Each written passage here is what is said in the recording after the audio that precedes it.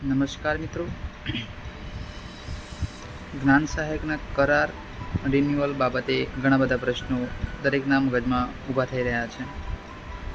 દરેક માણસ એ વિચારી રહે છે કે 2023 પછી જેટલા પણ જ્ઞાન સહાયકો કોઈને કોઈ સ્કૂલમાં જોડાયા છે, તો દરેક જ્ઞાન સહાયકના મનમાં એ સવાલ થાય છે કે જ્યારે કરાર પૂરો થાય છે, કરાર સમાપ્તિના સમય પછી જ્યારે ફરીથી સ્કૂલો ખોલવાનો સમય આવે છે, તો એ સ્કૂલ ખોલવાની તારીખના લગભગ 4-5 દિવસ પહેલાં જ કરાર રિન્યુઅલ બાબતે કોઈને કોઈ પરિપત્ર સરકાર દ્વારા યા તો ડીઓ કચેરીમાંથી જાહેર કરવામાં આવે છે અને એક રિન્યુઅલનો ઓર્ડર દરેક સ્કૂલમાં પહોંચતો થાય છે અને જે પણ શાળામાં જે પણ જ્ઞાન સહાયક જોડાયેલા હોય છે કોઈ પણ વિષયના, તો એ દરેક જ્ઞાન સહાયકોને પાછા લેવામાં આવે છે.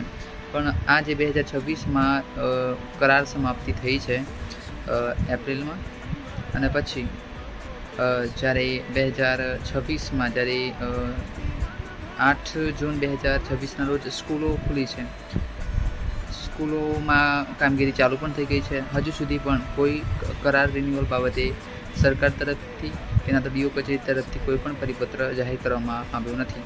અને જ્યારે કોઈ પણ જ્ઞાન સહાયક સ્કૂલમાં જઈને આચાર્ય સાથે વાત કરે છે કે અમારે સ્કૂલમાં આવવાનું છે કે નહીં, તો આચાર્ય હાથ ઊંચા કરી લે છે એવું કહીને કે પગાર બાબતે અમે કોઈ પણ કશું કહી શકીએ નહીં, ઉપરથી કોઈ પરિપત્ર થયો નથી.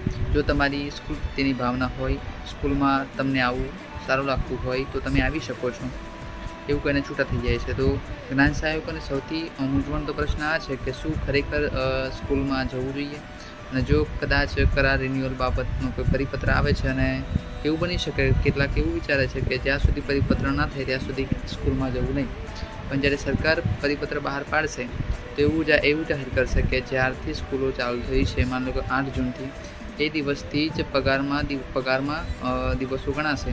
ત્યારે સૌથી મોટો સવાલ ઊભો થઈને રહેશે. એટલા માટે આપણે શું કરવું છે અને શું ના કરવું એ દરેક જ્ઞાન સહાયકે પોતે વિચારવા જેવી બાબત છે. ધન્યવાદ.